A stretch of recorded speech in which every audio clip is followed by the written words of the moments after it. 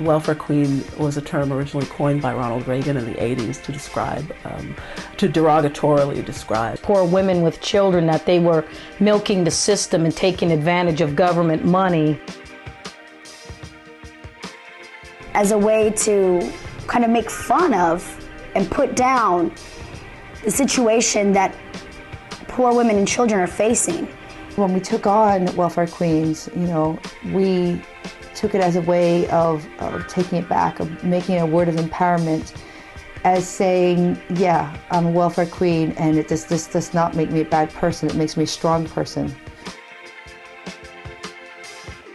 We're trying to flip the meaning of the term. We're trying to redefine it with the Welfare Queens Project. Taking that term back and redefining it and really putting it out there that, yeah, I am a welfare queen and I am proud of it, and you're trying to use it against me to put me down.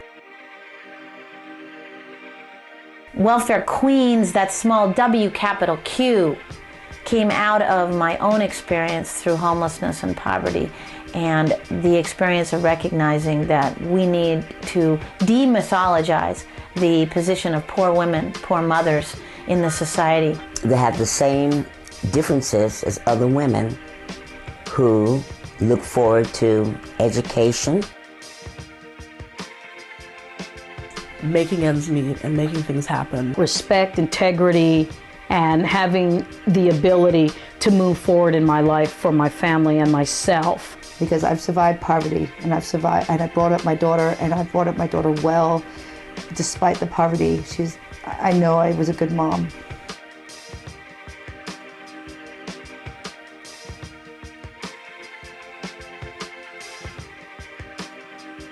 Through the Welfare Queens Project, we take this term back and really reclaim it. It's a redemptive thing, and that's how I feel about the Welfare Queens Project.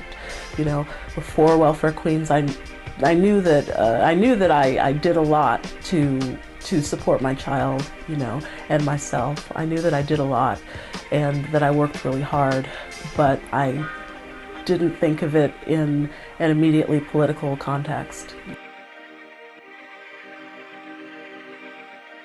The whole social dynamic of the government welfare system, the political aspect of the welfare system, as well as the personal.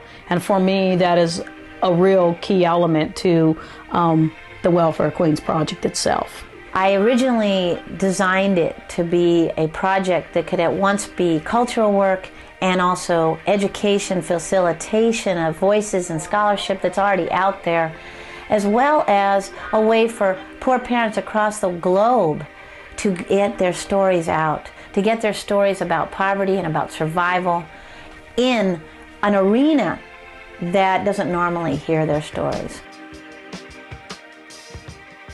I think Welfare Queen should be a household item. Take it as far as we can take it. I want film, I want spin-offs. A curriculum that can be integrated into higher institutions when we're discussing economics and talking about classism and poverty.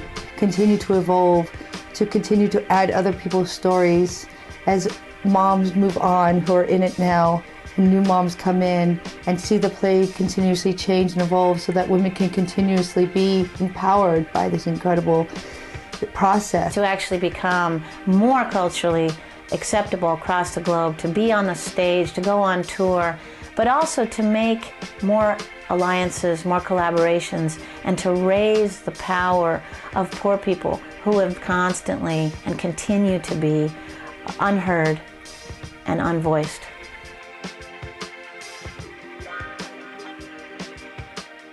Start looking for other people like you.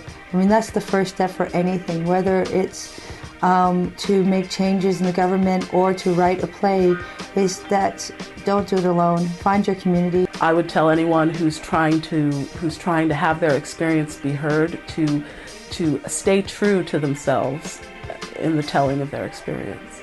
Just get together with anybody out there that you feel may share the same common ground and interest in this area of social justice, and start putting it to work and getting creative and building coalitions that way. And with that, people love visuals, people love art, people love performance, and this is, to me, is a very constructive way of getting your message across. It's always a struggle trying to get your voice out there. I feel like look into other people trying to get their voice out there, create a collective, push yourself out there as much as you can. There's various ways to do it. You know, getting involved, maybe doing a book reading at a bookstore, finding where all the open mics are. Even if you started standing on the corner and like just started busting pieces, you know, that's another way. You've got to really think of all different types of ways to get your voice out there and to constantly just be resourceful and be creative with it. We have public access television. We have public access radio. We have that is available to each and every one of us, no matter what your skill level is. If you're blessed enough to have the internet, or you can go to a library, or know someone who has a computer, learn to do your research. So begin to claim your scholarship. Begin to recognize your voice and start to put it out there, whether it's writing, whether it's music, whether it's just talking to people.